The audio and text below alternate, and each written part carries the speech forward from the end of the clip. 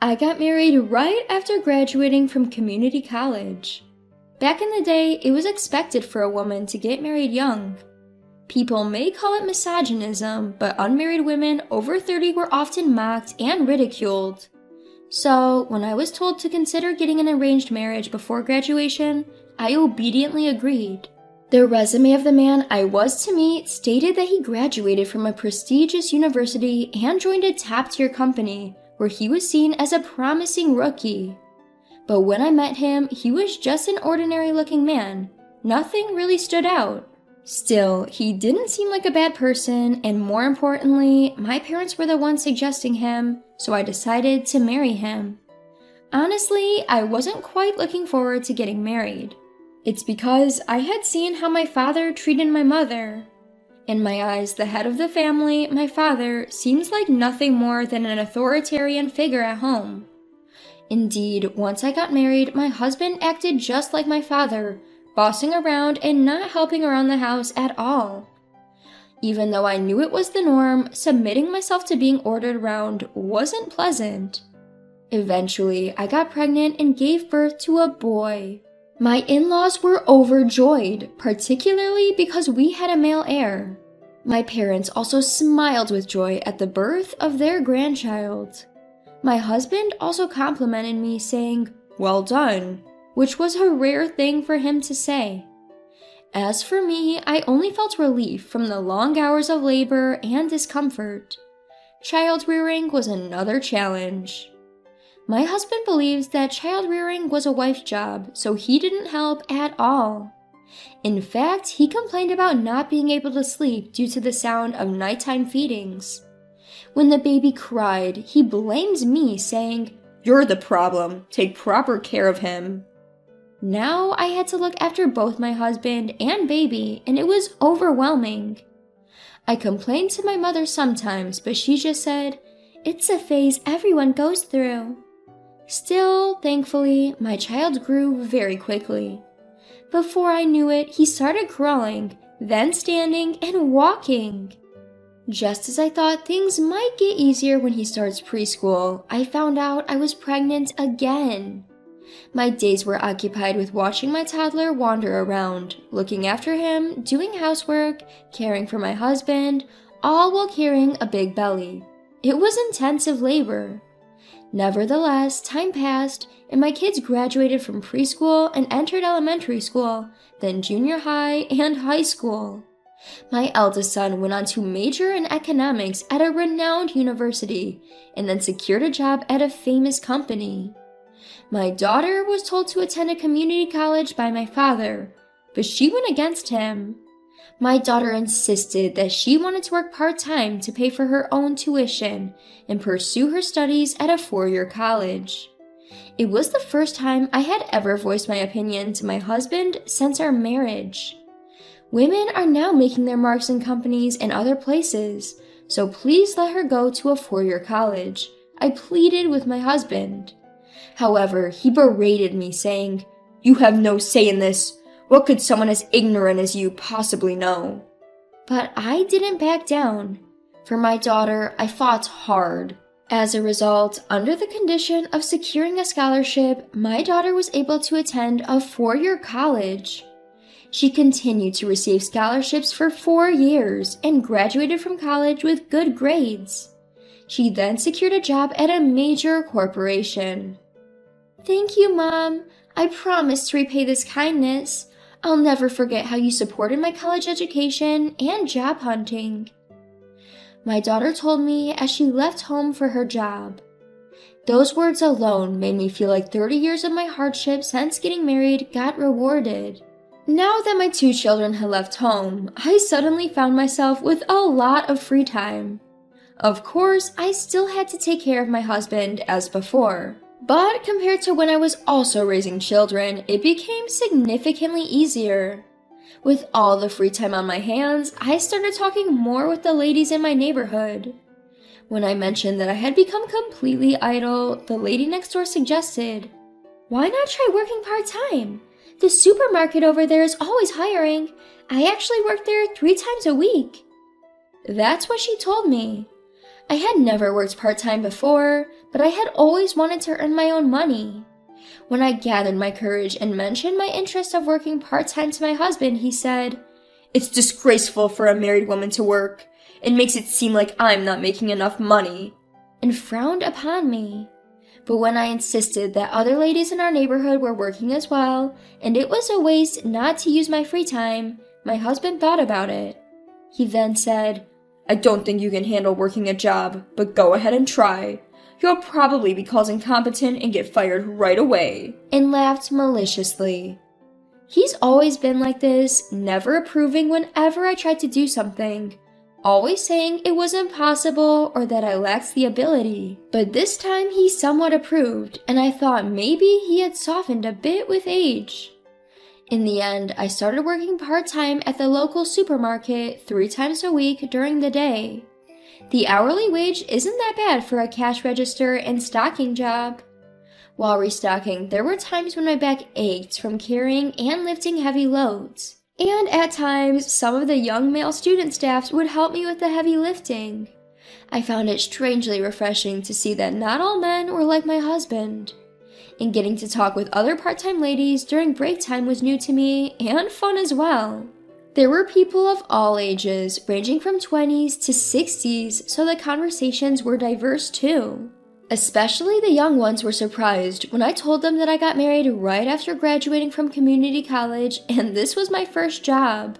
"I mean, you are incredibly patient. I could never date a man who's as domineering as your husband." The young ones all agreed, saying, "Absolutely." Those of us who were older just weakly laughed and said, "It used to be the norm back in our days." However, there was one thing that troubled me about starting this part-time job. My husband stops giving the same amount of money for household expenses, saying, "You're earning now."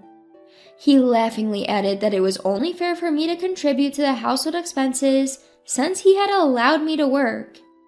I was disappointed because I had been looking forward to having some money of my own. One of the women in her 30s, who often works the same shift as me, noticed my downcast mood and asked what was wrong. I was a bit embarrassed to talk about money, but I wanted to vent, so I told her about my situation. She asked me, "Wait a second, do you always do what your husband says?" I answered, "Well, I'm his wife," and she put her hands on her head. "Look, it's not normal these days to have such a sexist mindset. I have to tell you, it's a clear case of emotional abuse."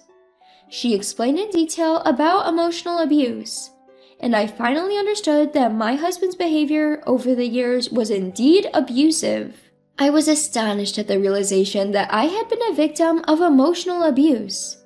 Around this time, I noticed my husband was up to something suspicious. He seemed to have started going out at night, perhaps because he had more pocket money now that he was giving less to the household.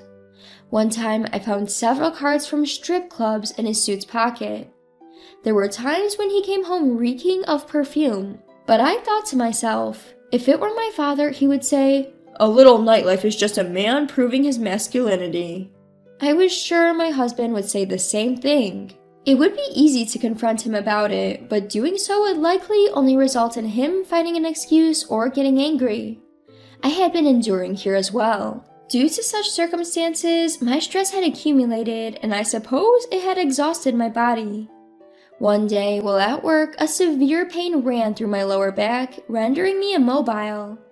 My manager and part-time colleagues were worried for me and urged me to leave early to see a doctor. I was grateful for their concern for me and left early as they suggested. I lay down at home, then the pain felt like it had slightly gotten better. I was relieved, thinking it was just back pain, and proceeded to prepare dinner. However, the pain returned as soon as I bent over. The pain was unbearable, and I found myself laying on the floor again. And of all days, my husband happened to come home early today. Upon seeing me laying in the kitchen, he angrily asked, "What are you doing in such a miserable state?" When I complained about my severe back pain, he retorted, "It's because you're working part-time at this age. You've brought this upon yourself."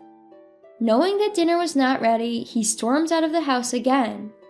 I was at a loss, but in my immobile state, I had no choice but to call an ambulance. I crawled to the entrance, and while waiting for the ambulance, tears started falling due to the pain and frustration. My husband, who had left his wife writhing in pain, and myself. Not once in 30 years of being together have I ever been able to speak up against my husband, and that made me angry with myself. The paramedics were shocked to see me lying alone at the entrance and hurriedly loaded me onto the stretcher and took me to the emergency hospital. Upon examination, it turned out to be an acute herniated disc. The doctor said to me, "You've endured this well." Acute hernias are extremely painful, and there are people who can't even call an ambulance because they can't move. "It was unfortunate that this happened while your husband was not at home." That's what the doctor said, but I just gave a vague smile. At this time, I felt my built-up frustration crossing the limit and overflowing. That day, I received an IV painkiller and a strong painkiller prescription before I went home. Thankfully, with the help of the painkiller, I was able to somewhat move around. When my husband came home late at night, he spewed at me, "You were overreacting and even slacked off making dinner."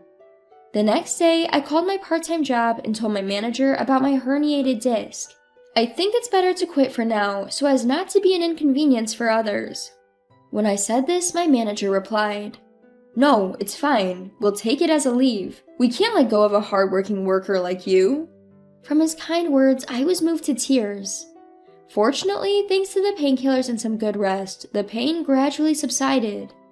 By the time the 2 weeks had passed, although there was still pain, I could move around just fine.